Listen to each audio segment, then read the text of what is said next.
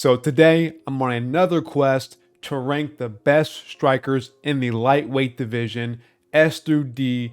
As you can see, for S tier, there is only one spot reserved for one person, and that's who I believe is the best striker in the lightweight division. I don't want to get this too confused. This is just pure striking. I'm not talking about who would win in a fight. I'm not talking about who's better at grappling or a better fighter overall.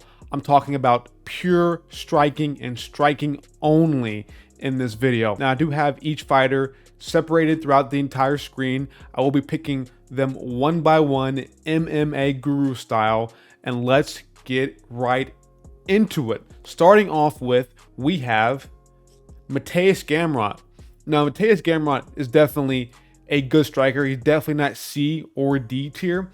I don't think he's A tier quite yet. I think that there have been fighters who have been able to, I wouldn't say expose him, but have been able to get the better of him on the feet, like a Jalen Turner or Jalen Turner. So I will put him at a solid B tier. He does have solid striking, but not that next level. He's more of a grappler. He implements his grappling better. And yeah, Beneil Dariush gets the better of him in the striking as well. So I think Gamrot is a solid B tier, more of a grappler more than anything. Moving on, up next, we have, who's this? Beneil Dariush. Funny enough, he fought Gamrot, and I think he did get the better of him on the feet. So I will put him at B tier. I think Dariush is a bit wild. He's a bit too wild. We see him get KO'd by guys like Edson Barboza, which is not a bad thing, but he's not the most technical striker on the feet. He does have solid power though, but I'm not rating off of power. I'm rating off technique, technical skill. Power has a little bit to play into it, but it's more so just how good is your striking? Like how crisp, how clean, how good does your striking look? Beneil Dariush's striking is a bit wild, a bit sloppy at times. It's not the best. He's also really mainly a good grappler, a jiu-jitsu guy, but he did outpoint, stuff the takedowns of Gamrot, and land a big shot in the third round against him. So I do think that Beneil Dariush is a better striker, but I think he's not better enough to put him in the A tier over Gamrot or someone like that. Moving on, up next, we have Dan Hooker. Now, Dan Hooker is a really tricky one, a confusing one at that. I think recently, I'm going to put Dan Hooker in C tier. I think recently he has been looking kind of, I would say, lackluster. If you asked me before the Michael Chandler fight, I would probably have him at B tier, maybe even A tier, but I think C tier is where he is right now. I mean, Arlen Allen pretty much embarrassed him. He was too slow for the division. He looked really slow against Claudio Puelles as well. I think he's falling off a cliff a little bit in his striking. I think he's going down and down more and more as time goes on. He's getting older as well, taking a lot of damage in his career. He is very technical, but I think he's just becoming very slow, just really slow. So I have to put him at C tier. He's maybe a C plus, you can argue that, maybe a B minus if you want to argue that as well. But I think C tier is what I'm going to stick with him for today. I might change it at the end of the video, but right now C is where he's going to be living at for right now. Moving on, up next, we have Islam Makhachev. Now, obviously, Islam is not a tier striker or even an S tier striker. He's not even close to being in those categories. I think that's pretty obvious. But his striking isn't necessarily bad. Like, he has decent striking. But is his striking better than a Beneil Dariush or a Gamrot? I don't think it's there. I do see some technical flaws on the feet. And I think he gets more credit than what he deserves because of his takedown threat. He can really put hands on people because of his takedowns, and being able to do that allows him to land shots that he wouldn't normally land on some certain people. But I do think he has good enough hands to not be considered in D tier at all. So I think C tier is where he is. I'm going to put him behind Dan Hooker for now.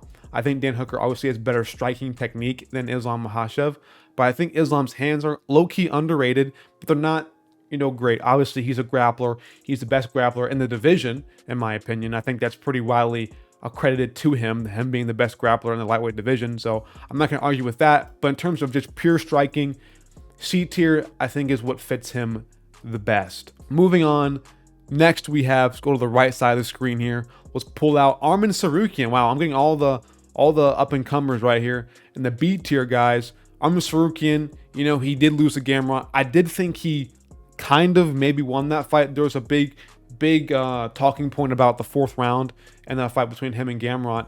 And I think they're about even on the feet. I think you really can't put one over the other.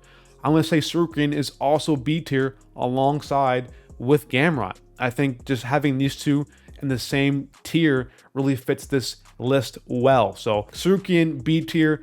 If he can get his striking up, he's still very young, by the way. If he can get his striking up, he can possibly move himself up to A tier in the near future. But I think that Gamrot fight tells me a lot about his striking technique and skill. And B tier is where he's going to be. It's where he's going to stick at. Moving on again, up next, we have, let me find somebody. Here we go. RDA. Now, RDA has been implementing his grappling a lot more recently. I think he's better than Islam Makhachev. So I'm going to put him above Islam. But I don't think he's more of a grappler now. He's not really more of a striker. We saw in the Fiziev fight, he really tried to implement his grappling, get takedowns, work the clinch. That's more of what he is now as an old man. His striking is what it used to be, or even is close to what it is, or what it has been in the past. Definitely going full-fledged grappler mode. I'm going to put him at C tier. He's definitely comparable to Dan Hooker in some aspects. I think he is better than Islam. Definitely. But I think he's just not there striking-wise at all. Up next, let's go to the top part of the screen. Find somebody. Nobody's there at the top part of the screen. Let's go to the right side of the screen now. And let's pull out Claudio Puelles. If you watched my last video, you already know what I'm about to say. Claudio Puelles is for sure D tier. I have no issues or problem with that. He cannot strike. We saw in the Dan Hooker matchup, he has nothing on the feet. Absolutely zero skill on the feet. He is a jiu-jitsu guy. He is the Kron Gracie. He is the Ryan Hall. They have nothing on the feet, only jiu-jitsu. And yeah, D tier is pretty clear to me. He's definitely not a striker at all. He has barely any technique, barely any skill, barely any education of striking technique. D tier is where he's going to be, and I think I'm pretty set on that. I'm pretty hardcore content with him being D tier. No arguments. If you argue he's above D tier, watch. Dude, you're just like, whatever. You're just not part of the sport. Moving on, up next, Dustin Poirier. This one's really easy. Definitely A tier. I don't think anybody's going to argue that with me. Maybe you might argue that he is S tier, best in the division, but I think Poirier is a solid A tier. I do have somebody better than him in the division, but A tier is where I'm going to stick with Dustin Poirier. We all know he KO'd Conor McGregor, KO'd Gaethje, KO'd Alvarez. He has really good hands. One thing I think about Poirier that's really underrated is the fact that he has the most educated finishing ability, I think, in the whole UFC. When he gets you rocked, when he gets you hurt, you're going to sleep or you're getting TKO'd against the cage. I think it's almost impossible to escape him once he has you hurt. So that's one aspect of Poirier that I think is the best. Obviously, his boxing is really crisp as well. He's one of the best boxing in the UFC. So Dustin Poirier, A tier.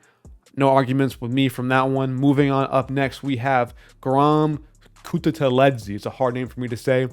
But same thing, like he fought Gamrot. Did he fight Sarukian? I don't know if he fought Sarukian. I'm blanking on that. But he definitely fought Gamrot. And again, they're comparable on the feet. I'm going to go ahead and put him B tier as well. Not yet up to that A tier. But these three guys, I think, are all pretty. Gamrot, Sarukian, and Kutateladze are really all in that B tier because they're all really comparable. They're really high level MMA fighters. Like overall MMA fighter wise, they're A tier because they can really grapple super well.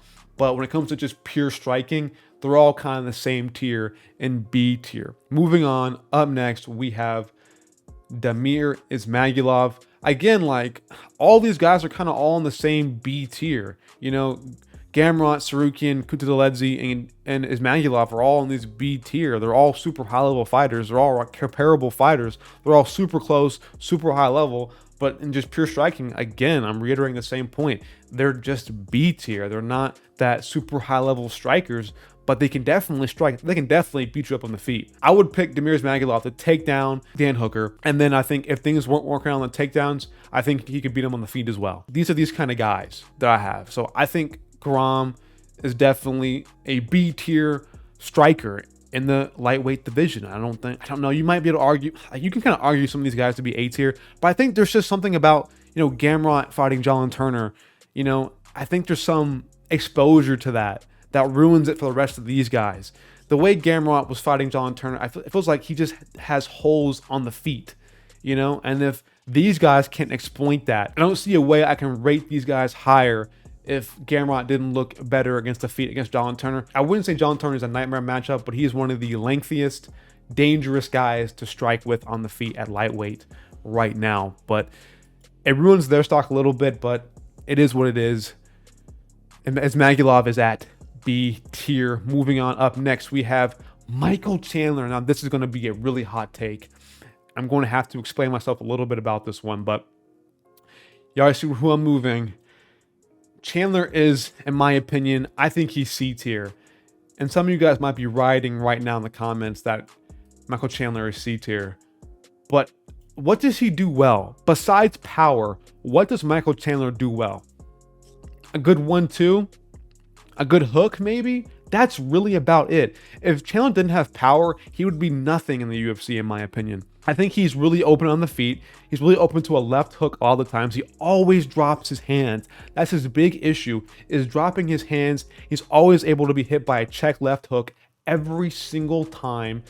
His finishing ability is probably some of the worst in the UFC that I've seen. Like we saw in the Poirier fight, he hurt Poirier, and then he just wings hooks.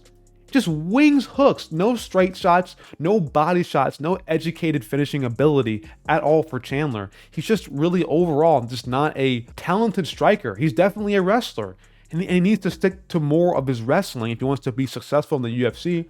But then he has a terrible gas tank as well. I'm not going to hold that too much against him because gas tank is not really, and kind of is a part of striking, but it's not, pure striking ability. But he just doesn't have much education of striking. Like obviously he does, he's a UFC fighter, but it doesn't seem like it's good compared to everybody in B tier and A tier.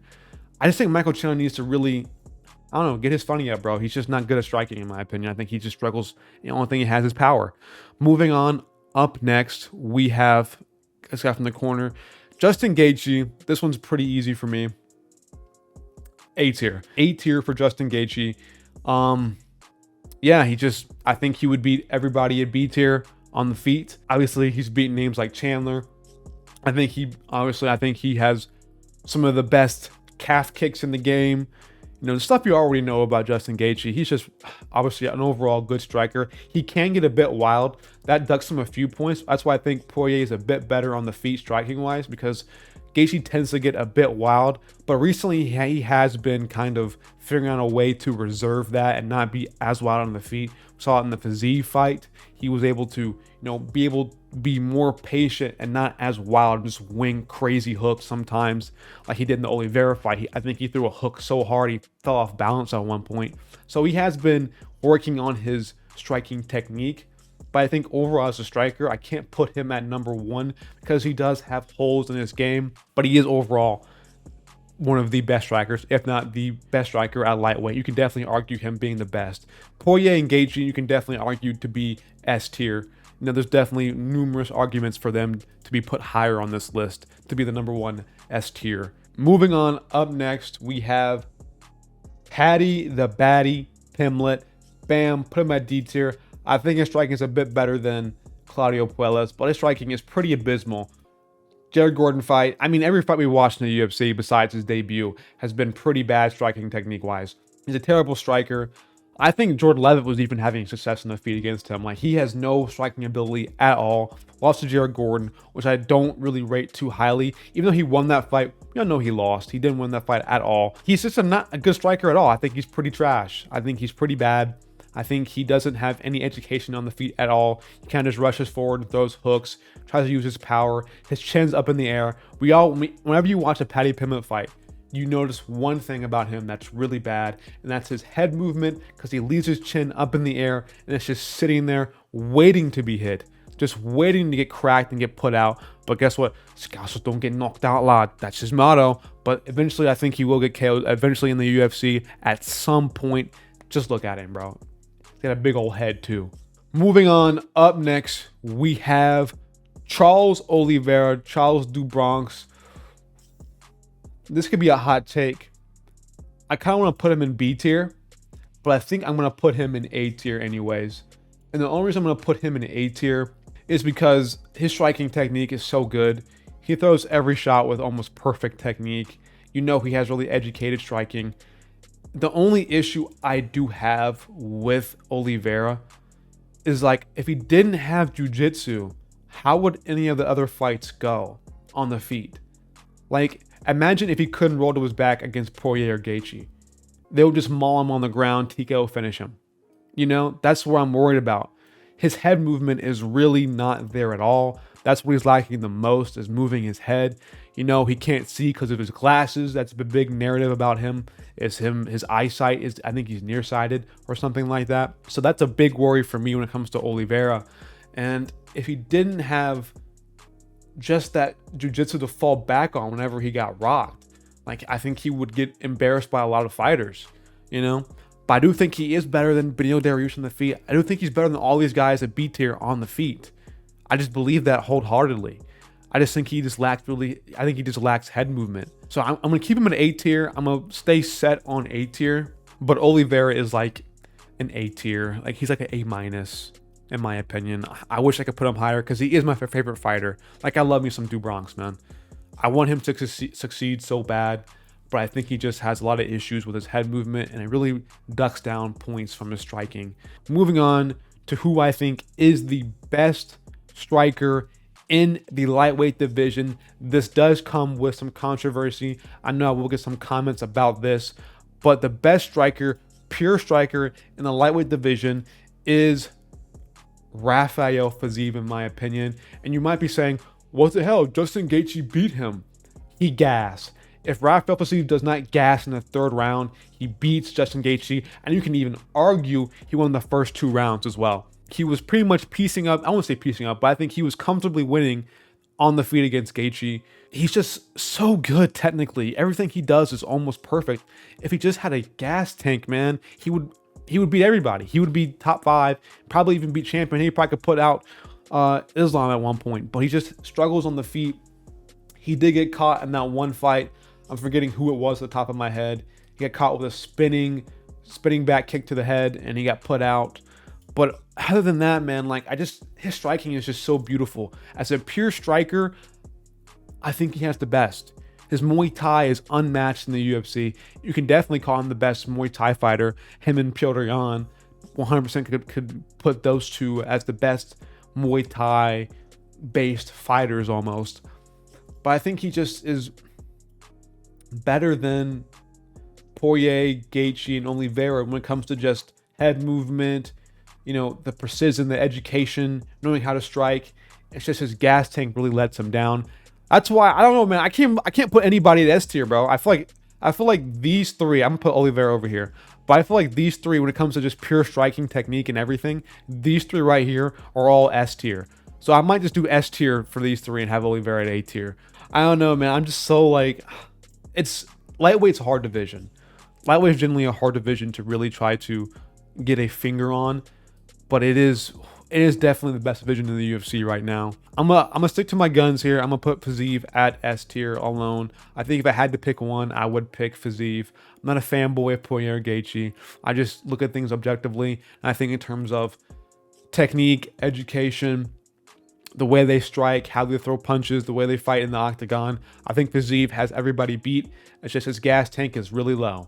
That's his kryptonite, is, you know, going later in the rounds. If he could get his gas tank down, I think he would beat anybody in the division, in my opinion. But that's just his issue. But that's it. This is my list. Thank you guys for watching. If you enjoyed the video, if you liked the video, make sure to like and subscribe. Hit that bell icon. I do stream the cards every weekend, so come in every Saturday if you want to watch me. If you're tired of listening to Michael Bisping rant and do awful commentary. You can come listen to me talk and have good reactions and stuff like that. So hopefully I'll see some of you guys soon. Come in and say hi. Thank you guys for watching again, and peace.